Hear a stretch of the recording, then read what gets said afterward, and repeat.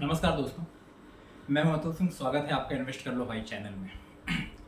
आज हम बात करेंगे भारत के ऑटो सेक्टर की। एक ऐसा सेक्टर जो न केवल हमारी इकोनॉमी को ड्राइव करता है बल्कि करोड़ों लोगों की रोज़मर्रा की ज़िंदगी को भी प्रभावित करता है।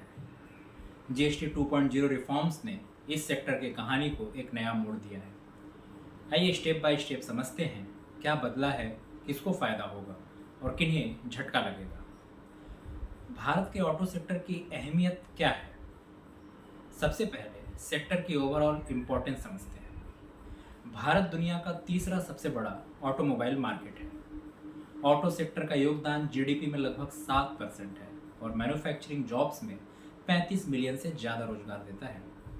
सरकार की नज़र इस सेक्टर पर इसलिए भी है क्योंकि इंडिया को एक्सपोर्ट हब बनाने की ज़बरदस्त क्षमता इसमें छुपी है। इसलिए टैक्स रिजिक किया गया है ताकि कंजम्पशन रिवाइव हो, डिमांड वापस आए और साथ ही ईवी अडॉप्शन भी एक्सीलरेट हो। जीएसटी 2.0 की नई तस्वीर क्या है?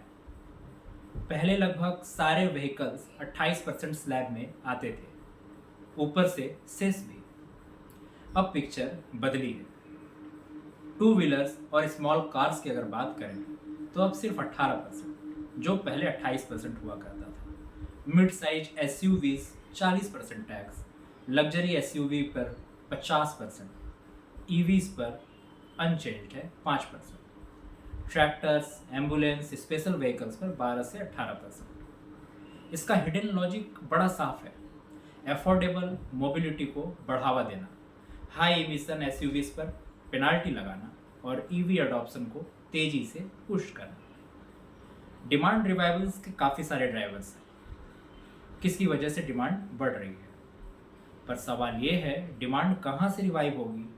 तो 3 बड़े कारण हैं। पहला है फेस्टिव सीजन और लोअर जीएसटी, खरीदारी का माहौल बेहतर हुआ है।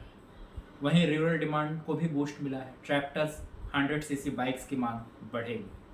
अर्बन डिमांड की बात करें तो हैचबैक्स और कॉम्पैक्ट एसयूवीज की डिमांड बढ़ेगी। साथ ही लोअर ईएमआई कॉस्ट और फाइनेंसिंग आसान होने से लोगों का बाइंग सेंटीमेंट और पॉजिटिव होगा। डीलर्स को भी इन्वेंट्री करेक्शन से राहत मिलेगी, मतलब वो ज़्यादा से ज़्यादा इन्वेंट्री बेच पाएंगे। अब देखते हैं टू व्हीलर सेगमेंट की बात। हीरो मोटो का रूरल डोमिनेंस और एंट्री लेवल बाइक्स, तो इसको सीधा फायदा होने वाला है। Bajaj auto Pulsar plus export market में भी मजबूत है। वहीं टीवीएस मोटर स्कूटर और ईवी आई क्यूब का लाभ मिलेगा जीएसटी की वजह से। आइसर मोटर जो रॉयल इनफील्ड बनाती है 350 सीसी बाइक्स पर जीएसटी कट 28 से 18% हुआ है, यानी मास अफोर्डेबिलिटी बढ़ेगी। तो इम्पैक्ट साफ है, एंट्री लेवल रिवाइवल और मिड साइज बाइक्स अफोर्डेबल होने से रूरल और अर्बन दोनों जगह डिमांड पिकअप होगी। अब कार मेकर्स की बारी है। मारुति सुजुकी सबसे बड़ा विनर। स्मॉल कार्स जैसे एल्टो, वैगनार, स्विफ्ट सीधा फायदा होगा। एसयूवी जैसे ब्रेजा, ग्रैंड विटारा ये मिड टैक्स स्लैब में पड़ रही है, थोड़ा मिक्स्ड इम्पैक्ट यहाँ पे दिखेगा। वहीं टाटा मोटर्स को देखो तो ईवी मॉडल जैसे नेक्सॉन, पंच, टियागो ईवी सिर्फ 5% टैक्स, यानी ज़बरदस्त फायदा। एसयूवी जैसे हैरियर और सफारी 40% स्लैब में है तो थोड़ा दबाव में रहेगा, लेकिन ओवरऑल ईवी पोर्टफोलियो से बड़ा एडवांटेज मिलेगा। महिंद्रा एंड महिंद्रा को देखें तो एसयूवी हेवी पोर्टफोलियो है इनका। Scorpio N, XUV 700 short term में हाई टैक्स प्रेशर लगेगा इनको।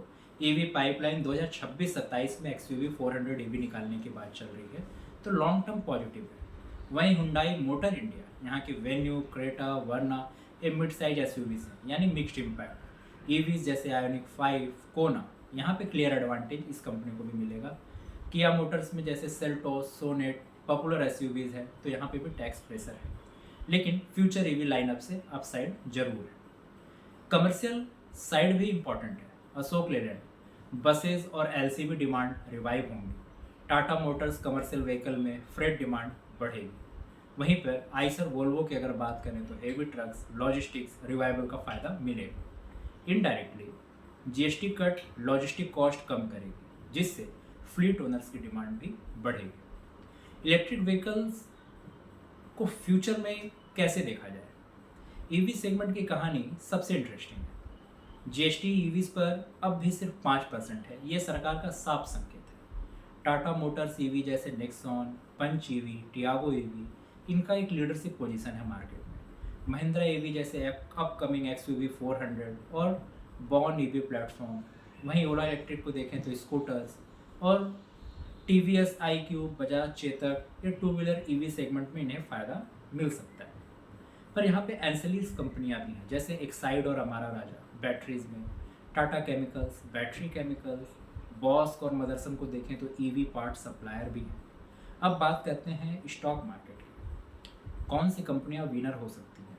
Hero MotoCorp, Bajaj auto, TVS motor, फिर मारुति सुजुकी जैसे स्मॉल कार का advantage, Tata Motors EV push, Ashok Leyland CV demand यानी कमर्शियल व्हीकल डिमांड, एंसिलरीज में मदरसन, बॉस्क, एक्साइड, हमारा राजा। और कुछ मिला जुला असर किन कंपनियों पर पड़ेगा, जैसे महिंद्रा एंड महिंद्रा, क्योंकि इनका ईवी पोर्टफोलियो कम है। शॉर्ट टर्म एसयूवी प्रेशर रहेगा, पर लॉन्ग टर्म ईवी गेन इन्हें मिलेगा। हुंडई जैसे इनडायरेक्ट इंडिया प्ले है इनका। किया का अनलिस्टेड है लेकिन इंडिया ग्रोथ स्टोरी है। किया भी एक तरह से हुंडई की सब्सिडरी है। अगर लूजर्स की बात करें तो जैसे luxury auto original equipment manufacture जैसे मर्सिडीज, BMW, ऑडी, JLR, ये टाटा की ही ओन है। एसयूवी हेवी पोर्टफोलियो इनका है, ये हाई टैक्स स्लैब में पड़ेंगे। हर कहानी के साथ चैलेंजेस भी आते हैं, जैसे इनपुट कॉस्ट वोलाटिलिटी, स्टील और लिथियम की कीमतें, financing availability, global slow down जैसे एक्सपोर्ट्स पर असर, बजाज, टाटा कमर्शियल व्हीकल्स, और कंज्यूमर प्रेफरेंस एसयूवी की ओर, लेकिन हाई टैक्स डिसइंसेंटिव भी है वहाँ पर। दोस्तों, निष्कर्ष बड़ा साफ है, जीएसटी 2.0 एक गेम चेंजर है। शॉर्ट टर्म में टू व्हीलर्स और स्मॉल कार्स डिमांड में रिवाइवल तो होगा, लॉन्ग टर्म में ईवी सबसे बड़े विनर बनेंगे। एसयूवी हेवी प्लेयर्स को सावधान रहना होगा। वहीं लिस्टेड ऑटो स्टॉक्स FY27 तक एक स्ट्रॉन्ग रिवाइवल साइकिल दिखा सकते हैं। इसलिए कहा जा सकता है भारत का ऑटो सेक्टर अब एक नए एक्सीलरेशन मोड में है। तो दोस्तों, ये थी हमारी डिटेल्ड एनालिसिस जीएसटी 2.0 और ऑटो सेक्टर पर। अगर आपको ये ब्रेकडाउन पसंद आया हो तो वीडियो को लाइक करना ना भूलें, शेयर करें और चैनल को सब्सक्राइब जरूर करें। मिलते हैं अगले अपडेट के साथ। Thank you.